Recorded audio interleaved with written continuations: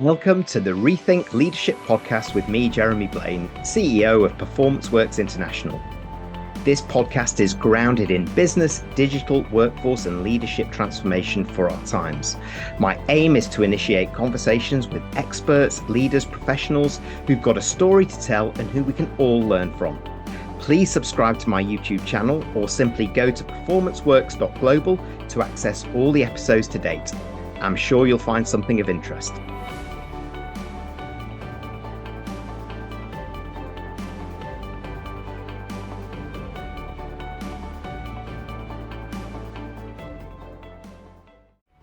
Hello and welcome to this episode of the Rethink Leadership Podcast with me, Jeremy Blain, CEO of Performance Works International. Agile. What is it? Why is it so important? And how do we go about embracing it? And particularly, how do we go about embedding it into our culture, into the way that we do things in our organizations, rather than seeing it as some kind of technology component? Well, my guest today, Ravi Agarwal, is an amazing human-centered digitalist, agile champion and transformation expert. He believes agile can be adopted with a strong human center, enabling work and collaboration on hitherto unseen scales across our increasingly digitalized working environments. Ravi believes this is fundamental to engaging, motivating and supporting company culture evolution in parallel, the foundation for the new operating systems in many of our organizations. Let's hear more. Hello and welcome to this episode of the Rethink Leadership Podcast with my guest today, Ravi Agarwal. Thanks very much for joining me, Ravi. And perhaps I can start by asking you to introduce yourself, your passions for agile transformation, and what that means to company culture going forward. Jeremy, thank you for having me on your podcast. Super excited to be here. So I'm all about agile, and I've been working in an agile transformation environment for many years now within the financial services industry. So I've led engineering teams of several hundred and executed projects in agile for many years now. And so an agile transformation is really a cultural transformation.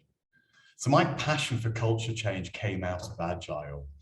And although we use agile to create products, software products, it's far broader than a software technology role. It's really about the person and how do we organize ourselves in offices to create great, wonderful products that our customers are going to love. Yeah, I see, and I get what you're saying. It's born in software development.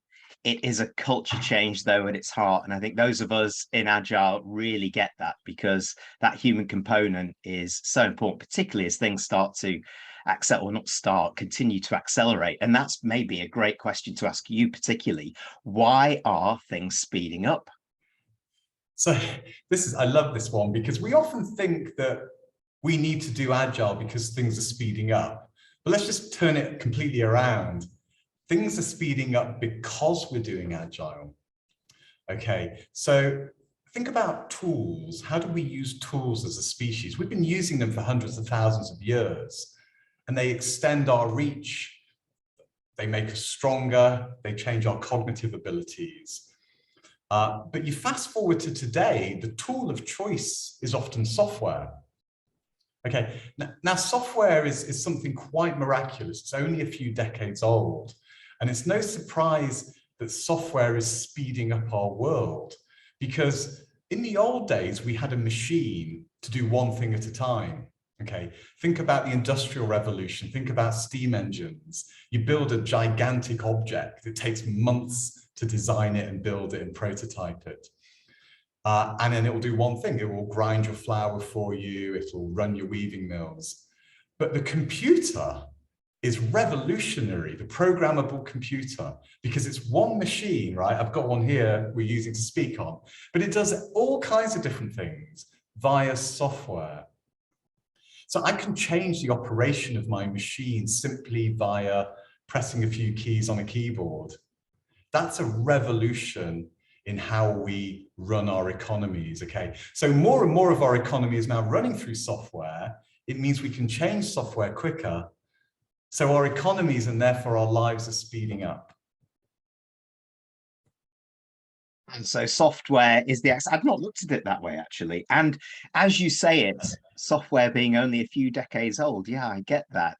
And we just take it for granted, don't we, that it's there and I can do things so much quicker these days. I even remember, to your point, not so long ago, dialing up through the telephone line when the internet was first there and going in there was really quite slow. And then suddenly now that just seems like an age away and kind of history because things are speeded up and we're speeding up with it. It's absolutely right. And perhaps actually we need some definitions at this stage because there are so many myths and truths around what agile is and is not. So can you explain that for us and why so many organizations and executive leaders particularly are struggling to understand it and then to adopt it? Yeah, so I think of agile, right, as significant as the Industrial Revolution. It's a huge change because software is so significant, and artificial intelligence, which is a type of software, is so different from how we've worked in the past.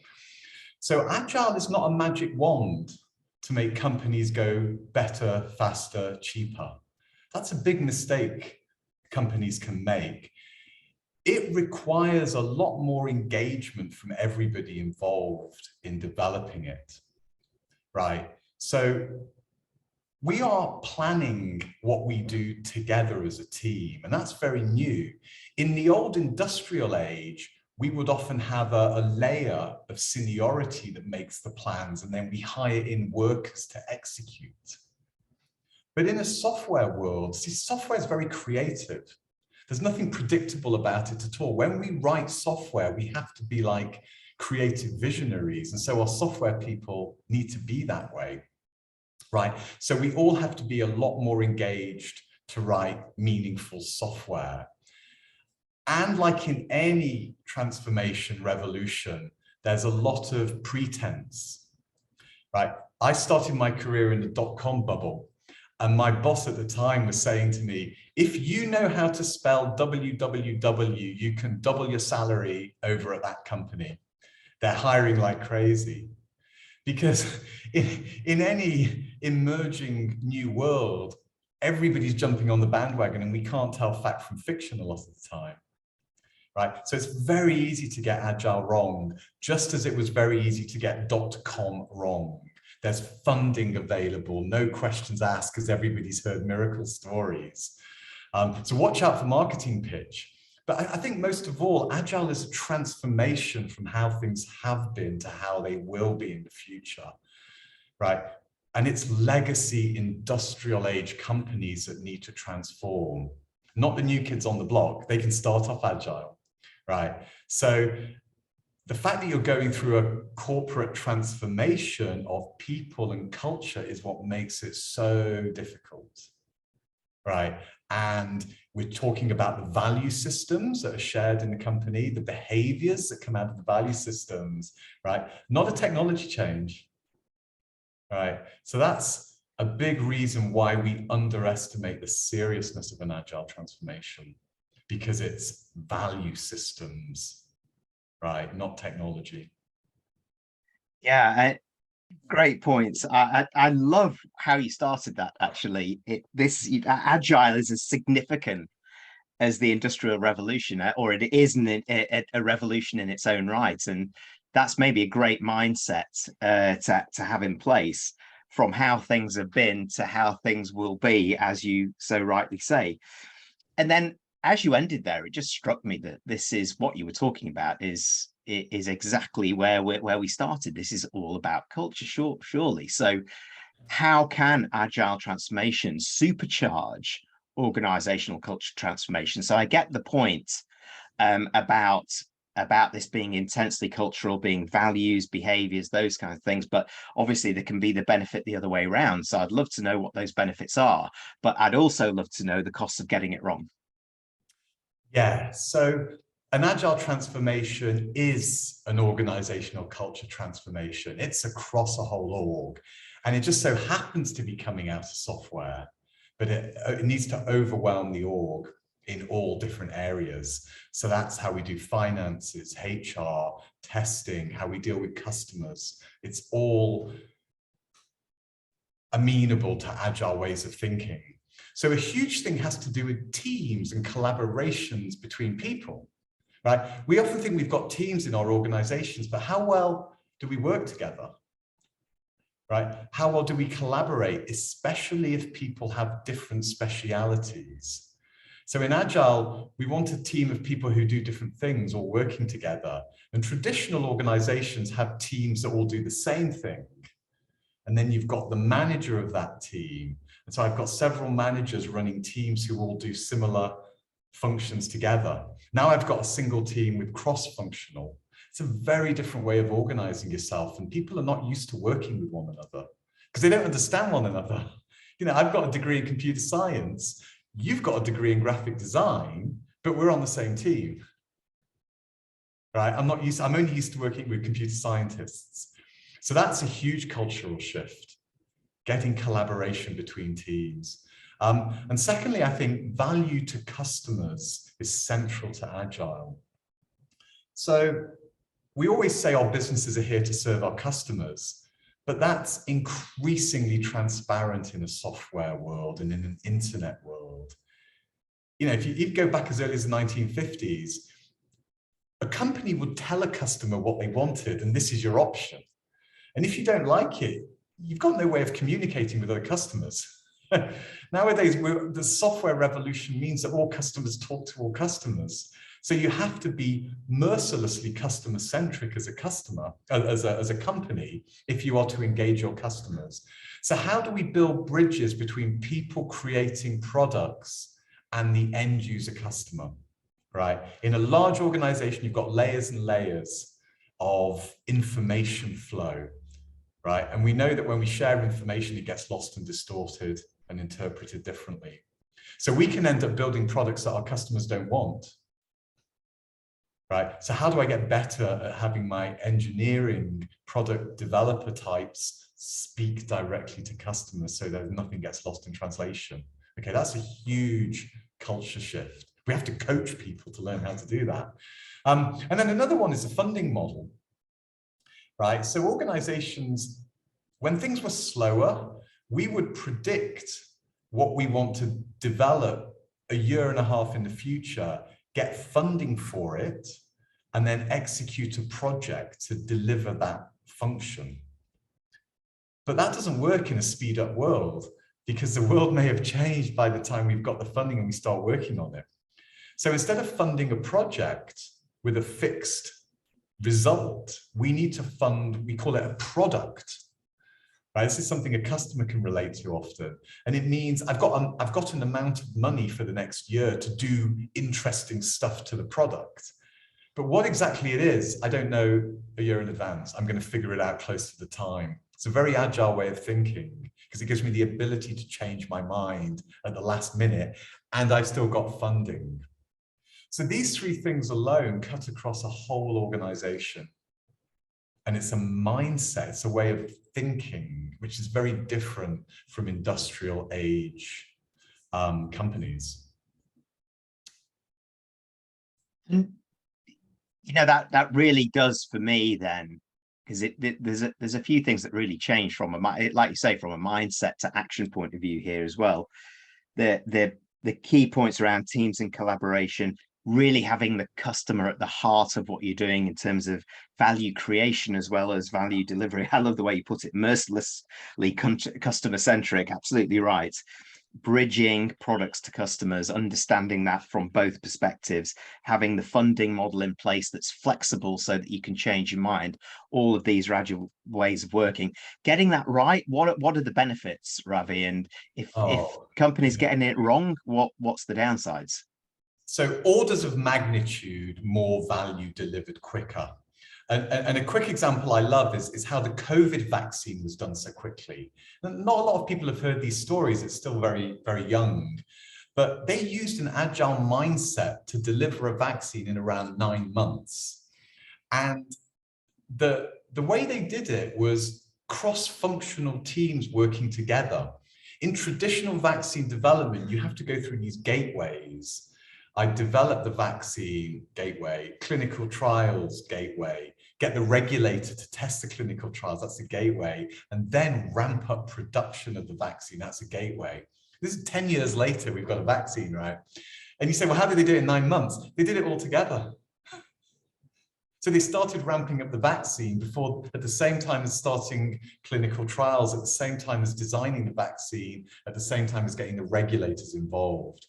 So we've got dramatically shortened timeframes for an equivalent quality product, according to one of the leads of this vaccine development, right? She spoke about it very beautifully in those terms. So, and you sort of see in this process, we're removing the concept of a gateway and a sign-off. You know, and in traditional project management, we often think of it in terms of a set of stages.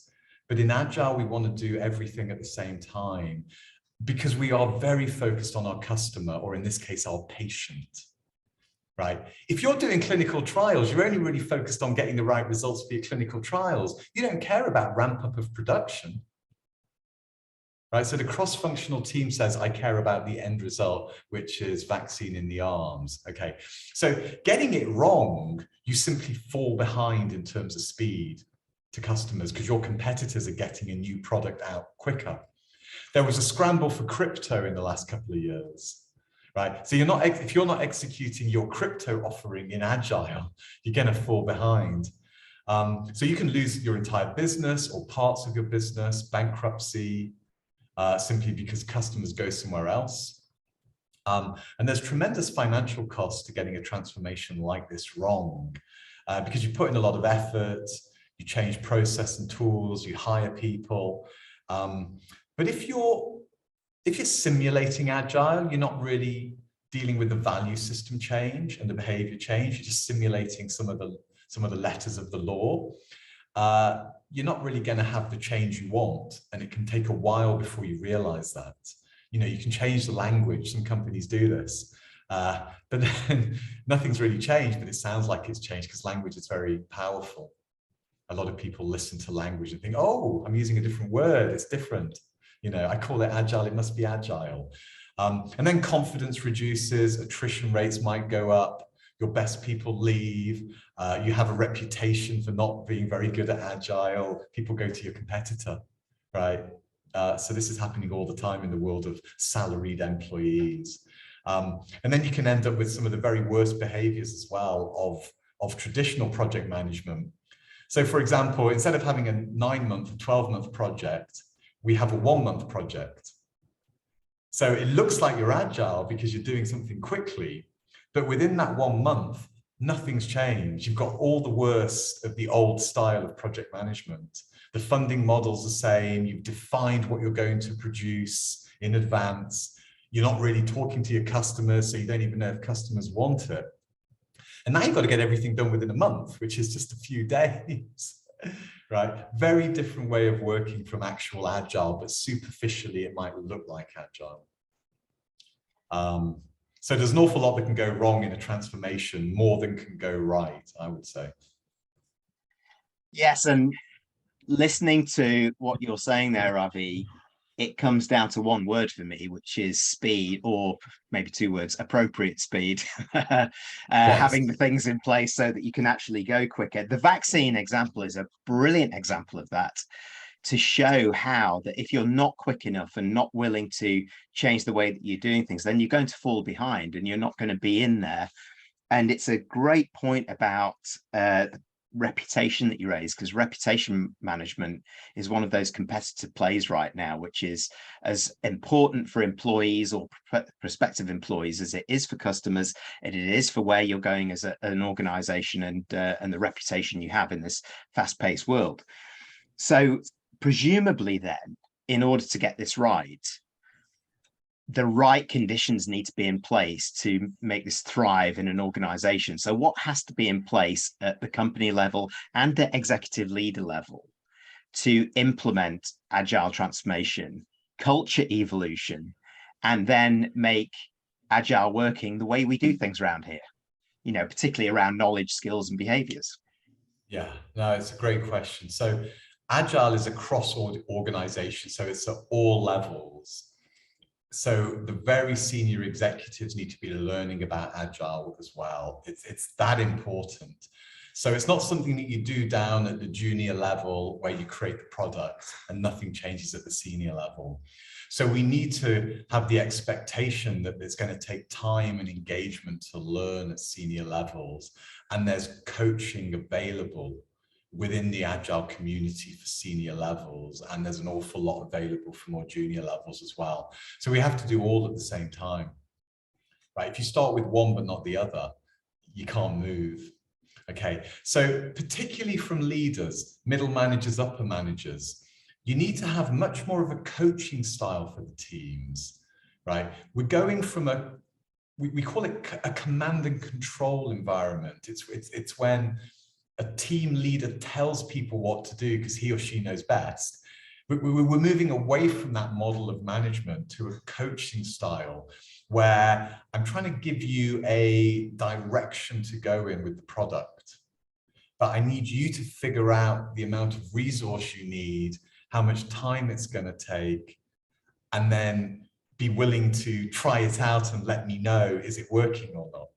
That's a very different way of running a project from defining a year and a half in advance how it's going to work. And that coaching style, it might mean that your leaders understand what your teams at the ground levels do, because they themselves are skilled in that from many years ago and they're able to have those conversations. Or it could just mean that they're skilled in coaching, even if they don't have the exact technical skills. And so they're able to elicit the best out of people. So you want to wake up people's creativity and passion in the teams. And that's a very different form of leadership. Sometimes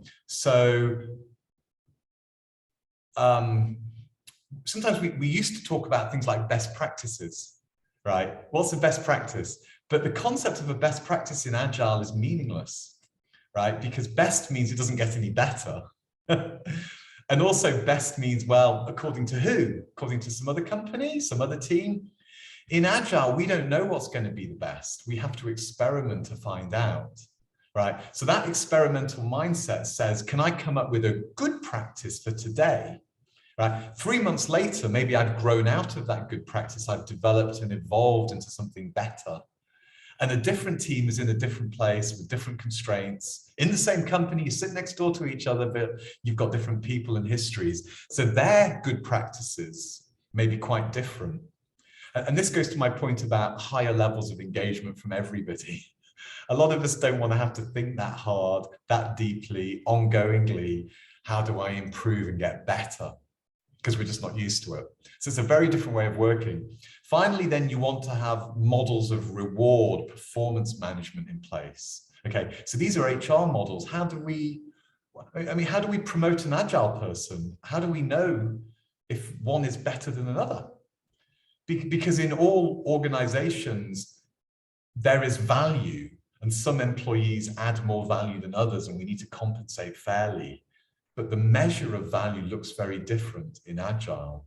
And it's some of the things I've been speaking about. How well can you elicit the brilliance of your team versus how well do you insist that your team follows the command and control orders, right? Very different way of assessing performance. Wow, I have to go back to this. Best practices. Meaningless. Gosh, I'm guilty as anybody using that, I have to say. Maybe I should start using next practices or ongoing practices or something. I'm not quite sure what anymore. Wow, great food for thought in that, and very much actually of the age, because even in leadership and management terms, we're talking about experimentation, performance support rather than performance management, and more coaching-led mindset. All of this links beautifully to Agile and Agile ways of working and the higher levels of engagement that you're talking about there. And also a very, very important point that you raise is the fact that HR models need to adapt for Agile. And we need to catch people doing it right. What are what's the recognition and reward for doing it? Did I interpret that correctly? Yeah, exactly. You know, I just finished reading a book on the inner CEO. Thanks again for giving me a coffee.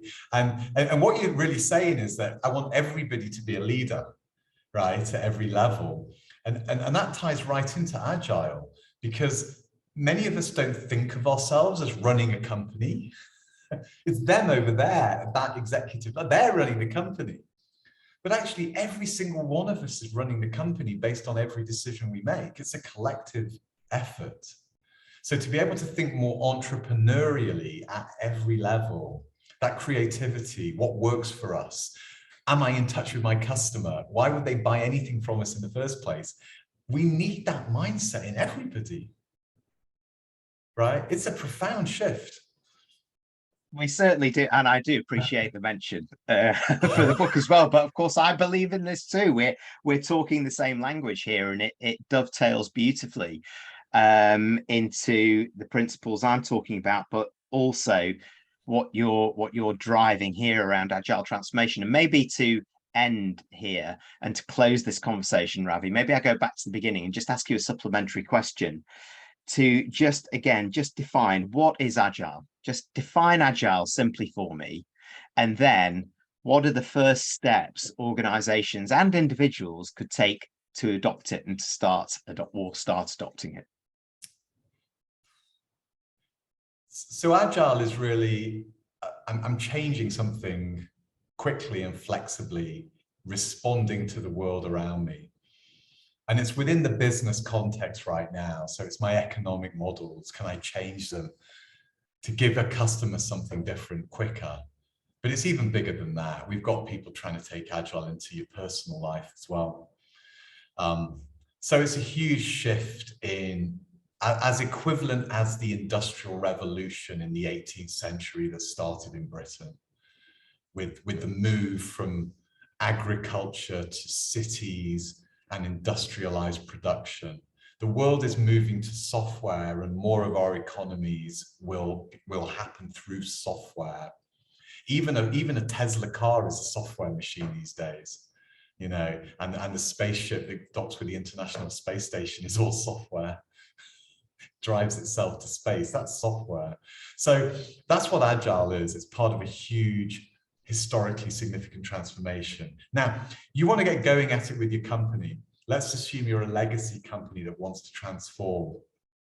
Find small opportunities to experiment with it in your organization. Think like a scientist. Okay, Agile's a set of values and principles to be interpreted, not a set of dictates to follow to the letter. We have to be very transparent about where we're at. There is such a thing as too much positivity and not enough calling out the things that aren't working. So don't use double speak in your organization to talk about how brilliant things are if they're not. If you're an industrial age company, your biggest threat is going bankrupt, not, you know, whether or not you're good at Agile. You need to be able to speak about where you're at very freely. And then to do these things, we're talking about a coaching and a training effort. So I'm a big believer in the human skills, the durable skills, empathy, right? If I'm going to work together across different types of teams, different backgrounds, different skill sets, I need to understand another person who's different from me in order to work with them. Empathy is a skill we can develop. Emotional intelligence and the wisdom that comes from that is another skill to develop in an agile organization, right? So how good a decision maker I am is often affected by how clearly I understand what I'm feeling right now, because strong emotions distort our decision-making abilities, right? And an expression of wisdom is to be able to withstand strong emotions and still make good decisions because you're used to it. Right?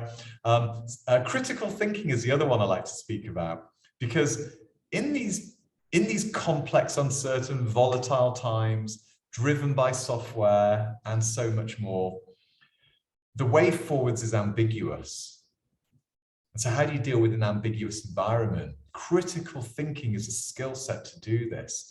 It gives us the ability to list out the different types of ambiguity and speak about them with your teams and with your colleagues so that we don't cover up an ambiguity with an assumption and make an awful mistake. You know, recent history is littered with great examples of companies who couldn't deal with ambiguity and went bankrupt, right? And there's a lack of agile thinking. The mindset is that I already know what customers want. I don't need to communicate with them. Blockbuster going bankrupt to Netflix is a brilliant example, because Netflix tried to sell themselves to Blockbuster and Blockbuster refused to buy the nascent Netflix company, right? Because they couldn't see that software and this new model was going to take over. They'd invested so much in their business model, they weren't ready to change, right? So we need better critical thinking to do that. And then keep in mind it's a people business, right? So Agile's a people transformation business. Transformational change in a person is very hard, right? We can change the behaviors to begin with, and that's what we want to do. And then the values, I hope, come along later. But value systems take years, months, or longer to change. And sometimes they never do for some people. So we have to keep in mind, no matter what technology we've implemented, I need to bring all the people with me as well.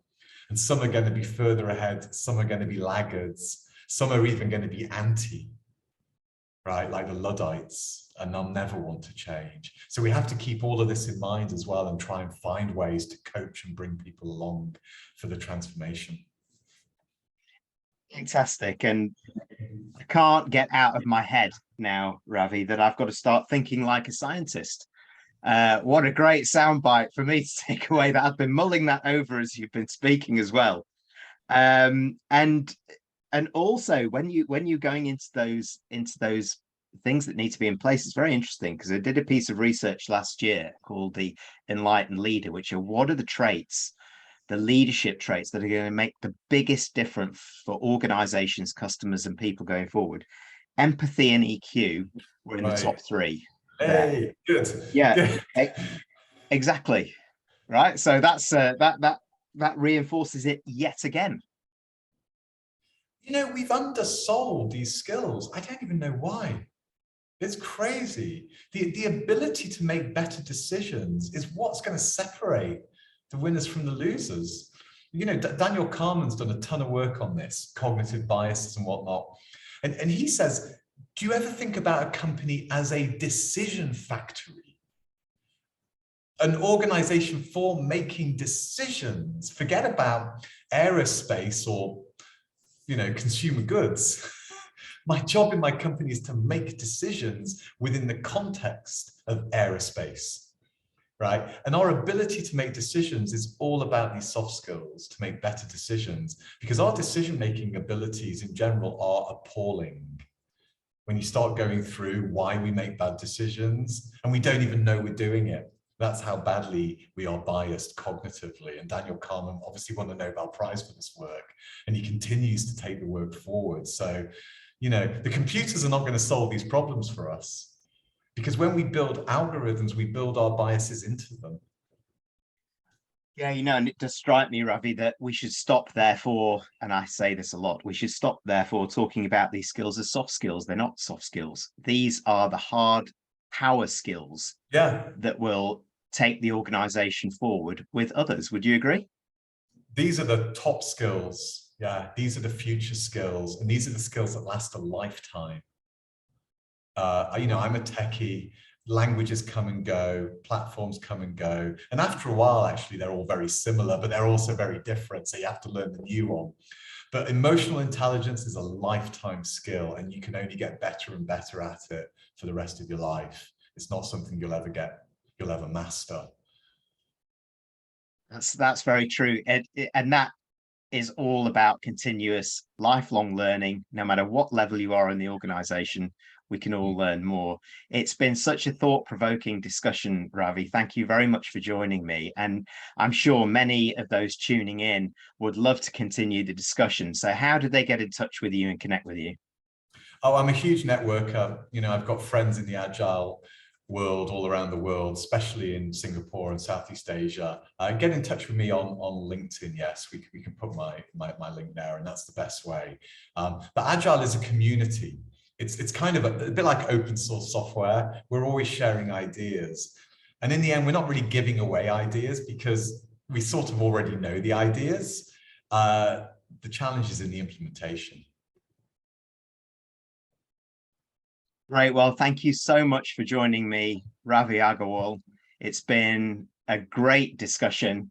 I've learned so much and we've got so much out of it, and particularly that Agile really is the new industrial revolution. And I'd like to thank you for taking the time for explaining that so eloquently for us all with those great examples.